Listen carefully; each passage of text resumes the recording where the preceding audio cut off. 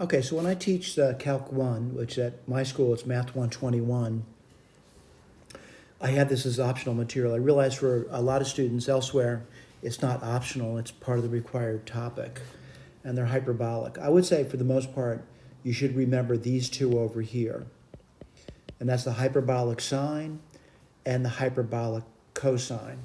They're defined, and if I looked at that, certainly looking at the hyperbolic sine, let me write this over here for you. And this is y equals. I'm going to write the domain down for this. This is something you should get by looking at it. And so when I mean looking at this over here, it's all real numbers, from minus infinity to infinity. And if we look at the range of that over there, I start to realize it's going to go from minus infinity to infinity. All right, if I looked at the hyperbolic cosine, I'll write this over here for you. And that's going to be, let's see, the domain of that, and again, I'm looking at this. The domain of that is going to be minus infinity to infinity. The range is a little more tricky, though, I think. And what I notice about it, it's always going to be a positive number. And what's the smallest it could be would be, let's see, I guess the smallest you could get that would be the number 1. And it's going to touch it. And where does that occur? When x is 0.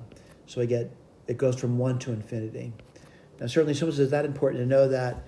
It is kind of important because I'm going to have to be doing inverses of these guys over here. So, for example, your question might be, are they invertible? The hyperbolic cosine is not invertible. We could take an invertible region of it and do that, just like we do for the sines and cosines and tangents and all the trigonometric functions. The other thing I want to point out to you that the hyperbolic functions, looking at it, they very similar names to trigonometric functions. Like, for example, if I put down sine, hyperbolic, right, of x over the cosine, the hyperbolic cosine, right? I'm going to say it's a hyperbolic tangent. So forth and so on. You should be familiar with the trig functions. These are just hyperbolic, all right?